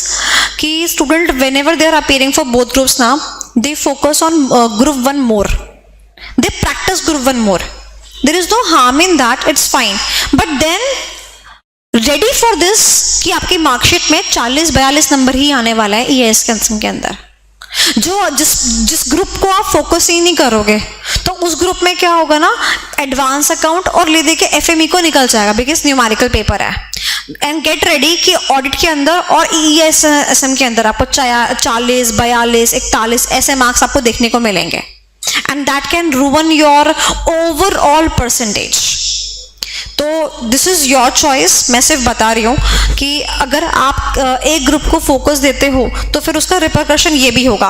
And 40 पे 40 का मतलब बाउंड्री कब क्रॉस होके 30s में चला जाता है ना, आपको भी नहीं पता. अगर हार्ड पेपर आ गया या हार्ड चेकिंग कोई हो गई और आपने सिर्फ 40-42 का ही लिखा था और हार्ड चेकिंग अगर हो गई तो 32 रह जाएंगे, 33 रह जाएंगे. तो अगर आप खाली मार्जिन पे करके जाओगे ऑडिट और ESM तो you are actually on a riskier position. तो ये मैंने आपको बता दिया क्योंकि ये मैं देखती हूँ लोग बाग बहुत प्रैक्टिस करते हैं, ग्रुप 1 को बहुत प्रैक्टिस करते हैं. तो अगर आप ग्रुप 1 की प्रैक्टिस कर रहे हैं तो आपको ग्रुप 1 के मार्क्स अच्छे मिलेंगे और ग्रुप 2 के मार्क्स बेकार मिलेंगे. पर बेकार मार्क्स में आप अगर इतनी तैयारी भी नहीं कर रहे कि आपने एटलीस्ट वंस उसको पढ़ के टेस्ट नहीं दिया, मिनिमम वंस, तो आप 40 को एक्सपेक्ट मत करना. देर मैं आपको आज सच बता दिया, मिनिमम वंस भी अगर आपने उसको टेस्ट नहीं दिया ना तो आप 40 एक्सपेक्ट मत करना. आपने नहीं आने वाले आपके 40. ये सच्चाई है क्योंकि यहाँ पर मेरे स्टूडेंट्स ना डबल ट्रिपल टेस्ट देते हैं, ठीक है. और कुछ स्टूडेंट्स ऐसे हैं चैप्टर नंबर 3 छोड़ तक देते हैं, तब भी उनकी एग्जाम्शन आती है. तो वो होती है वाया प्रैक्टिस. तो अगर आप प्रैक्टिस नहीं करोगे लिखने की ना तो आपको बस ये होगा, हाँ मैम ने कराया तो था, बस अब फिर याद नहीं आएगा. और वो आप एक स्टेप तो ऊपर चढ़ गए बट वो सेकेंड स्टेप आपने दिया नहीं ना, आपके नंबर कम आने चालू हो जाएंगे. मैं चाहे कितनी अच्छी प्रेजेंटेशन सिखा लूँ, कंटेंट याद नहीं है तो क्या करोगे उसका. और सेकेंडली अगर आपको कंटेंट याद नहीं है और आपको ये याद है कहाँ से क्वेश्चन आ गया तो भी क्या ही कर लोगे. कोई ट्रॉफी तो मिलने नहीं वाली कि हाँ ये इसमें यहाँ से सवाल आया था, तुम्हें तो नहीं मिलने वाली कोई ट्रॉफी. तो इसका मतलब जब तक कंटेंट लिख के नहीं आओगे तब तक काम नहीं चलेगा. सो मेक श्योर करना कि अगर आप if you are the people who are going for both groups and if you want your good marksheet, ठीक है. ऑडिट में भी बच्चों का यही हाल है और ESM में भी बच्चों का यही हाल है, ठीक है. तो better you go with the practice. जब तक प्रैक्टिस नहीं होगी, मिनिमम एक बार तो आपको टेस्ट देना ही पड़ेगा, लिखना ही पड़ेगा. एक बार असाइनमेंट किया आपने और एक बार आपने टेस्ट दिया, ये तो मिनिमम रिक्वायरमेंट है. इस मिनिमम रिक्वायरमेंट से आपके 40 आएंगे. तो अगर आपने ये भी नहीं किया या किसी चैप्टर का छोड़ दिया तो आपके 40 आने बहुत मुश्किल है. तो ये this is out of my experience. And उसके बाद में फिर बच्चा का या तो ये होता है कि बोथ में से सिर्फ एक ही निकलता है, क्योंकि अगर मान लो किसी में भी 39 हो गया तो ग्रुप तो खत्म. तो फिर वो है. अब आप देखो, और आपने इतनी मेहनत करी है EIS पढ़ने में, करी कि नहीं करी है? अगले टाइम में तो नहीं है EIS. अब मेहनत करी है अगर पढ़ने में, और अगर मान लो नहीं निकला ग्रुप 2 तो चाहे आपको वापस नहीं पढ़ना पड़ेगा बट लोग तो क्वेश्चन करेंगे ना. क्या क्वेश्चन करेंगे? बड़े चौड़ में आ रहे थे तुम तो, है ना, बड़े चौड़ में आते ऐसी क्लास में जाके बैठ रहे थे. और अगर तुम्हें पता ही था कि होने वाला है तो तुम सोचो तो हम में, क्योंकि तुम और आज हम तो सेम बराबर पे हो गए ना. तुम पढ़ के भी उसी लेवल पे हो और हम ना पढ़ के भी उसी लेवल पे हैं, तो हम इंटेलिजेंट हुए ना, लोग ये कहेंगे. तो बेटर कि आप इसको निकाल लो. ओके, तो ये मेरी तरफ से आप लोगों को एक वो है सजेशन. स्ट्रेटेजिक मैनेजमेंट के अंदर क्वेश्चंस आपको बहुत आसान लगेंगे. केस स्टडी उठा के देख लो, चैप्टर नंबर 1 की उठा के देख लो, पहले 3 क्वेश्चन देख लो. कुछ नहीं देखो, पहले 3 क्वेश्चन देखो, चैप्टर नंबर 1 के देख लो कैसे क्वेश्चन है वो, सिनेरियो बेस्ड क्वेश्चन. बताओ, देख लो. ऐसे क्वेश्चन एग्जाम में 2 कम से कम आएंगे. SM के अंदर कम से कम 2 बता रही हो, कम से कम 2 आएंगे. और एक क्वेश्चन ऐसा है जिसमें कि दोनों यूज हो रहा है, एक तो बताओ टाइप्स ऑफ स्ट्रेटेजी बताओ, और एक दोनों कॉन्सेप्ट यूज हो रहे हैं कि तो विद इन द चैप्टर थे, दो चैप्टर्स को मिला के चैप्टर नंबर 8 और चैप्टर नंबर 6 को मिला के क्वेश्चन छाप रखा है, चैप्टर नंबर 8 और चैप्टर नंबर 3 को मिला के क्वेश्चन छाप रखा है कि एस में कम से कम ये तो नहीं है, एस में तो ये भी है, और तुमको तो पूरा मिला के एग्जाम लिख के आना है। तो अगर उस क्वेश्चंस की प्रैक्टिस नहीं करी तो क्या फायदा हुआ? तो क्वेश्चन की प्रैक्टिस तो करनी मस्ट है। इसीलिए मैं बार बार आपको टेस्ट के लिए फोकस करी थी कि भाई टेस्ट दिया नहीं दिया, कॉपीज मिल गई नहीं मिल गई, ठीक है, कितना स्कोर रहा गया, इसीलिए मैं फोकस करी थी। मेरा बाकी और कोई वो नहीं था कि चलो ठीक है आपका जो क्या कहते हैं ये मतलब सब्जेक्ट है वो चल रहा है, जब तक मैं क्लासेस ले रही हूँ एटलीस्ट तो मुझे आपकी एक परफॉर्मेंस जो है वो मिलती रहे कि आपने कैसा किया कैसे नहीं किया। तो बस मेरा यही था कि मैं आपको ये चीज़ें मतलब आपकी ये चीज़ें देख लूँ before I wind up the batch. तो मेरा तो मन यही था कि चैप्टर नंबर 4 का टेस्ट भी हो जाना चाहिए था, मतलब चैप्टर नंबर 5 का पाइल अप हो जाना चाहिए था, चैप्टर नंबर 5 का अनाउंस हो जाना चाहिए था, बट रेलगाड़ी बहुत धीरे धीरे चल रही है, ठीक है। तो अब वही है कि तुम्हें अपना स्टिक रहना है। एंड मैं बोलती हूँ सिलेबस में भी ना, अगर तुम सिलेबस इतना भी करके चले जाओगे ना, चैप्टर 1, 2, 3A, 4A, 5 ये भी करके चले जाओगे ना, तब 50 पक्के हैं, तब भी 50 पक्के हैं। अगर तुमने इसमें 4B ऐड कर दिया, यहाँ पर 3B ऐड कर दिया, यहाँ 4B ऐड करते हैं 60, यहाँ 3B ऐड करते हैं 70, समझे? यहाँ पर 4B ऐड करते हैं 60, यहाँ पर 3B को ऐड करते ही 70। ये आपके मार्क्स का बाइफर्केशन रहेगा, मतलब इतने आ सकते हैं, अटेम्प्ट करने की बात नहीं करी, कितने आपके आ सकते हैं, ठीक है। तो ये मार्क्स ये आप मान के चलो कि तो करना ही पड़ेगा। इसीलिए मैंने कहा इसका टेस्ट मैंडेटरी है, इसका टेस्ट मैंडेटरी है, इसका टेस्ट मैंडेटरी है, मैंडेटरी पोर्शंस हो गए ना, ये तो करना ही पड़ेगा। तो ये सिनेरियो है कि अगर आप इस पैटर्न से चलते हो तो आपका चीज़ें क्लियर हो जाएंगी, बट अगर आप नहीं चलोगे इस पैटर्न से तो अब आप खुद देखो कैसे कैसे रहने वाला है, बहुत डिफिकल्ट है। और EIS के अंदर आप लोगों ने इतनी ज़्यादा पोटेंशियल रखी है, सब कुछ समझा है, वेस्ट तो कुछ नहीं जाएगा, काम आएगा आगे सर्टिफिकेशन कोर्स में डेफिनेटली, बट 4 लोग बोलने को तो हो ही जाएंगे ना, है ना, ऑब्वियसली बात है। तो बुरा लगने वाली बात नहीं है, हमें भी लोग बोल रहे हैं, ठीक है, बट जाते जाते हो सकता है आप एक हिस्ट्री बना के चले जाओ, हो सकता है कि आप एक हाईएस्ट मार्क्स स्कोरर्स बन जाओ। अभी तक 90 नहीं आया, 91 नहीं आया, आपको पता ही है, क्या पता भी ये बना के चले जाओ, बट पहले आपको मिनिमम टारगेट करना है ना, ये आपका मिनिमम होना चाहिए, this is your minimum. 50 number तो आपको एवरेज चाहिए, ग्रुप का देखा जाए तो 50 नंबर आपको एवरेज चाहिए। तो ये करा 1, 2, 3A, 4A और 5 किया, मार्क्स की बात कर रही हूँ, हाँ, ऑफ द पर्सन की बात कर रही हूँ। तो जो ये आपका ये है, इससे आपको मतलब 50% मार्क्स आ जाएगा, इसमें से 50% मार्क्स आ जाएगा बहुत आराम से। फिर आपको 60 चाहिए तो आप 4B कर लो, और आपको और चाहिए तो आप 3 का B कर लो, एंड यू गुड टू गो।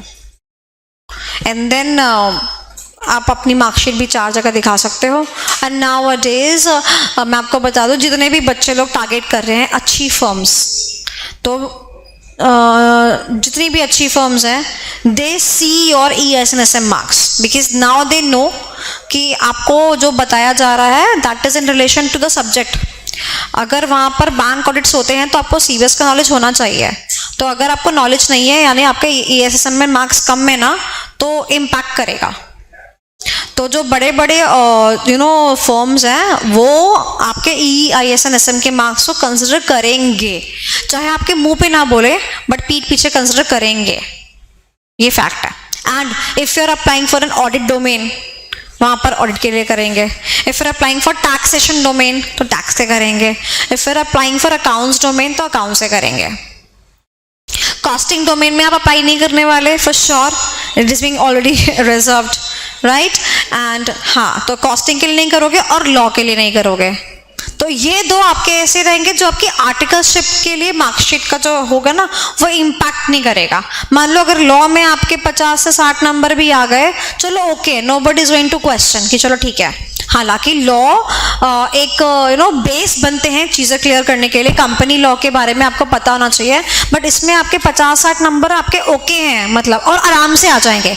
यहाँ पर 60 लाने के लिए बहुत करना पड़ेगा, यहाँ पर 60 लाने के लिए उतने नहीं करना पड़ेगा। फाइन, इंटरप्रिटेशन कर लिया, कंपनी लॉ कर लिया, वो गुड टू गो, डन। यहाँ पर 60 लाने के लिए काफ़ी कुछ मेहनत करनी पड़ती है। तो यहाँ पर नॉर्मल से मार्क्स आ गए। टैक्स में काफ़ी अच्छे नंबर ले आओ अगर टैक्स का डोमेन चाहिए। अगर ऑडिट का डोमेन चाहिए, ऑडिट का डोमेन तो नॉर्मली मिल ही जाता है सारे बच्चों को, जिसको कुछ नहीं मिलता ना उसको ऑडिट का डोमेन मिलता है। हाँ तो भाई वो चॉइस ही उसकी है। हाँ तो जिसको जाना है तो जाओ, हाईएस्ट नंबर लेके आओ, 70-80 नंबर लेके आओ और ऑडिट का डोमेन जाओ, आपको रैंक 1 पे रखेंगे। और जितने आप अगर बिग 4 को टारगेट कर रहे हो, आपके मार्क्स ऑडिट टैक्स 2 के अंदर, और क्योंकि आप बड़ी फर्म को टारगेट कर रहे हो तो ESNSM के अंदर हाईएस्ट हुए, तुरंत आपका मतलब आपको राउंड मैक्स ज़्यादा राउंड नहीं देने पड़ेंगे। और अगर आपके ESNSM ऐसे हुआ ना 40-41, तो पता है वो आपसे ना बार बार पूछेंगे आपका एक्सपर्टीज कैसा है कंप्यूटर में, आपका एक्सपर्टीज कैसा है कंप्यूटर में, आपको 4 बार ही पूछेंगे वो, क्योंकि एनालाइज करना चाहेंगे ना कैसा है क्या नहीं है। और इसके साथ साथ जो आपने IIT किया होगा ना, IIT का सर्टिफिकेट लगता है, आर्टिकलशिप पे जाने से पहले IIT और OC का सर्टिफिकेट लगता है। तो IIT का भी एग्जाम होता है, पता ही होगा, IIT का भी एग्जाम होता है, वहाँ पे दूध का दूध पानी का पानी होता है। तो बस वहीं पर मालूम पड़ जाएगा बच्चे को रखना कि नहीं रखना है। आज के टाइम पे IIT is a must. Then you can't say कि हमारा टाइम पे तो ये हो रहा था, ये, because you will not be given an option, कुछ बोलने को होगा ही नहीं आपके पास। They will be having the questions कि बताओ बैंक में कौन कौन से सॉफ्टवेयर यूज होते हैं, क्वेश्चंस पूछेंगे वो आपसे, एंड फिर उसके बाद आपका माउथ 0 हो जाएगा। और क्योंकि आपकी मार्कशीट पे बेसिकली लिखा होगा कि हाँ आपने दिया है भैया पेपर, ये रहा आपके मार्क्स, तो आप ये भी नहीं बोल सकते कि हमने पढ़ा नहीं था, ये नहीं था, वो नहीं था। जो है जस्टिफाई करना पड़ेगा, पढ़ा है तो पढ़ा है, नहीं तो नहीं पढ़ा है।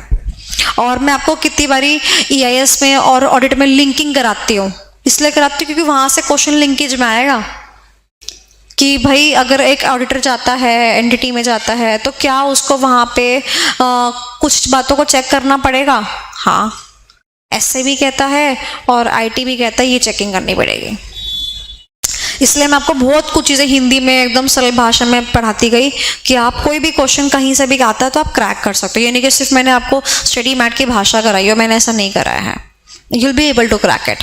सो चॉइसेस आर योर्स। माना सेकेंडरी सब्जेक्ट है, आई टोटली एग्री कि टाइम आप इस पर ज़्यादा नहीं दे पाओगे, this is a secondary subject, I agree, but now the choice is yours कि अगर आपको इस सेकेंडरी सब्जेक्ट को भी अपनी मार्कशीट में सेकेंडरी दिखाना है या नहीं, this would be totally yours. और एक ऐसी मार्कशीट जहाँ पर 80 नंबर 70 नंबर अकाउंट्स में देखने को मिल रहे हैं और वहीं 40 नंबर एक सब्जेक्ट में देख रहे हैं हमको मिल रहे हैं ना, तो समझ में आता है कि इस बच्चे ने ज़्यादा उस पर फोकस किया और कम इस पे फोकस किया। तो आपसे एक क्वेश्चन पूछा जाएगा इन योर आर्टिकलशिप कि आप बोथ ग्रुप्स को मैनेज नहीं कर पाए, आप ऑफिस में काम को कैसे मैनेज कर लेंगे। समझ रहे हो, ऐसे क्वेश्चन के लिए रेडी हो चाहिए। सो आप अभी एक कूप का मंडूक है ना, कुएं के मेंढक है, आपको नहीं पता बाहर के वर्ल्ड में क्या हो रहा है, बट उसके बाद जब आप बाहर निकलोगे ना, आप, मुझे भी नहीं पता आप कहाँ पे आर्टिकलशिप करने वाले हो, कहाँ पर आप जाने वाले हो सकता है ये सब फेस ना करना पड़े।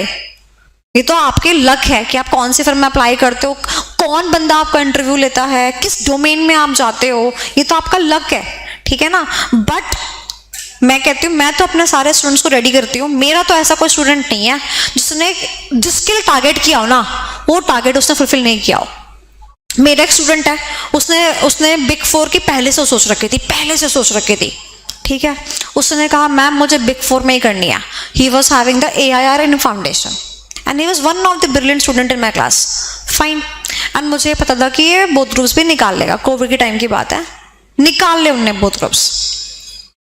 EISNSM के अंदर भी आई गेस ही गॉट 72, ठीक है। तो फिर उसके बाद में हाँ, तो उसने डेलॉयट और KPMG दोनों में अप्लाई करा एंड दोनों में ही उसके हाथ में लड्डू थे। मतलब उसको चूज करना था कि उसे कहाँ जाना है। And on each and every step he was calling me, ma'am ये वाला राउंड हो गया, अब ऐसे करना है, अब ऐसे करना है, मैम क्वेश्चंस क्या हो सकते हैं, ये क्या हो सकते हैं, वो क्या हो सकते हैं। Then on the contrary there was again a rank holder of foundation, जिसने कि अलग अलग ग्रुप दिए, ग्रुप 1 अलग दिया, ग्रुप 2 अलग दिया। कहते हैं कि बिग 4 में उनके होते हैं जो कि बोथ ग्रुप इकट्ठे देते हैं, क्लियर करते हैं। उसने अलग अलग क्लियर करे and she was the one जिसने EIS में चैप्टर नंबर 3 पूरा ही छोड़ दिया, मतलब 3 चैप्टर पढ़ा ही नहीं। उसने 1, 2, 4A, 4B और 5 पढ़ा, 3 पढ़ा ही नहीं। उसने कहा मेरी बस की नहीं है, और ये वाली बात मुझे नहीं पता थी। She got 60 marks in EIS and SM, exemption तो ले आई, and now she is working in a big 4 company. कम से कम एग्जाम्शन तो आ ही गई। 40 तो देखने को नहीं मिला ना, 40 होता तो किसी बिग 4 में नहीं होता, सिंपल। एक और है BDO में प्लेस्ड है, BDO is on the 5th rank. जहाँ बोलोगे, जैसा बोलोगे वहाँ लोग देखने को मिलेगा तुम्हें कि हमारे students they are well placed. आप भी वेल प्लेस ही जाने वाले हो। बस मैं आपको क्या कह रही हूँ, इम्प्रोवाइज योर मार्कशीट, कि आप एटलीस्ट मतलब इतना टारगेट करके चलो कि 50 देखने को मिले। 40 की रेंज में मार्क्स देखना अच्छा नहीं लगता, ओके। और यहाँ से जाने के बाद, हमारा बैच ओवर होने के बाद में हमारा रिलेशनशिप एंड नहीं होगा। ये आप भी जानते हो, मैं भी जानती हूँ। You can still contact me when your result is going to come. You can give me a phone call or so, and then you will be preparing for your articleship. It's very good. I am with you guys. जहाँ जो support चाहिए मैं आपके साथ हूँ, but मैं आपके साथ कब हो सकती हूँ, जब मार्कशीट कुछ बोले। मार्कशीट तो हम चेंज नहीं कर सकते ना, तो इसीलिए कह रही हूँ द फर्स्ट स्टेप इज कि मार्कशीट अच्छी हो। वो आप लोगों के हाथ में है, वो आप अच्छी कर दो to the maximum you can. दिन रात एक कर दो, अब भी कर सकते हो कर दो। जैसे बचपन में मम्मी कहती थी 10th जिंदगी में एक ही बार आता है, उसके बाद 10th की मार्कशीट दोबारा नहीं बनती। तो ये जो मार्कशीट है ना, दोबारा नहीं बनेगी, ठीक है। फाइनल्स में आप क्या करते हो क्या नहीं करते हो, इससे आपकी जॉब पे फर्क नहीं पड़ता, बट इंटर के मार्क्स से आपकी आर्टिकलशिप पे जरूर फर्क पड़ता है, बिकॉज वो फर्स्ट स्टेप होता है ना। जॉब का रिलेशनशिप आर्टिकलशिप से होता है, और आर्टिकलशिप का रिलेशनशिप आपकी इंटर की मार्कशीट से होता है। तो सबसे पहली चीज क्या हुई, इंटर की मार्कशीट, तो वो अच्छी होनी चाहिए। समझ में आया? तो मैं ये चाहती हूँ कि आपने इतनी जोर मार के आज 3rd चैप्टर भी आप लोगों ने शुरू करा, इतना इंटरेस्टिंगली आपने भी पढ़ा है, राइट। जितना मैंने इंटरेस्ट से पढ़ा है उतने इंटरेस्ट से आपने पढ़ा, याद किया। तो कम से कम ऐसे मार्क्स ले आओ जिससे कि आपको भी खुशी मिले और मुझे भी खुशी मिले। पल पल मैं आपको हर चीज़ क्लियर करी है, MCQ भी क्लियर करे, हर चीज़ क्लियर करी है, बट नाउ इट्स टाइम कि वो चीज़ मार्कशीट में दिखे।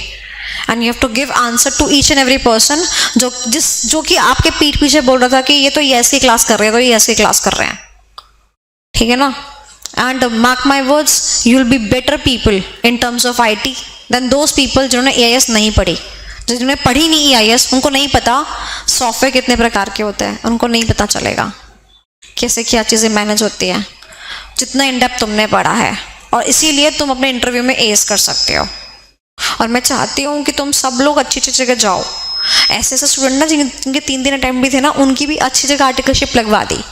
पता है पर कैसे लगाई? उनको ये बोला ग्रुप 1 तो हो गया, चलो तुम्हारा ग्रुप 1 में तुम लटक रहे हो ना, बट अब जो मार्कशीट आनी चाहिए ना, उसमें मार्क्स अच्छे होने चाहिए। जो मार्कशीट खराब हो गई ना, हम बोल देंगे वक्त खराब था, हमारी मम्मी की तबीयत खराब थी, हमने पढ़ाई नहीं करी, कदम, समझ रहे हो। पर अब जो फाइनलाइज मार्कशीट आई ना, जैसे पास लिखा हुआ है, तो पास वाली मार्कशीट में 40 में किसी में नहीं होने चाहिए। नंबर ऐसे लाओ कि देख के बोले कि हाँ भैया वाह व्हाट द मार्क्स आर। नहीं आ रही हमारी रैंक कोई बात नहीं, बट हमारे मार्क्स अच्छे होने चाहिए। इतने सारे स्टूडेंट है, इतने सारे एक्सक्यूज बता दिए उनको कि तुम ये बता दो, तुम ये एक्सक्यूज बता दो, तुम ये एक्सक्यूज बता दो। वो एक्सक्यूज एक्सेप्टेबल भी हो गए and they are well placed. सारे बच्चे गुड़गांव में भरे पड़े हैं इस टाइम आर्टिकल्स को लेके, and in very very good forms. तो आपको इसीलिए बोल रही हूँ, डीमोटिवेट ना हो। मेरे आज का जो लेक्चर देने का मतलब था वो यही था कि आप मोटिवेट होके नंबर अच्छे लेके आए, डीमोटिवेट नहीं होना बिल्कुल भी, ठीक है ना। पता लगे यहाँ से जाने के बाद डीमोटिवेट हो गए तुम लोग।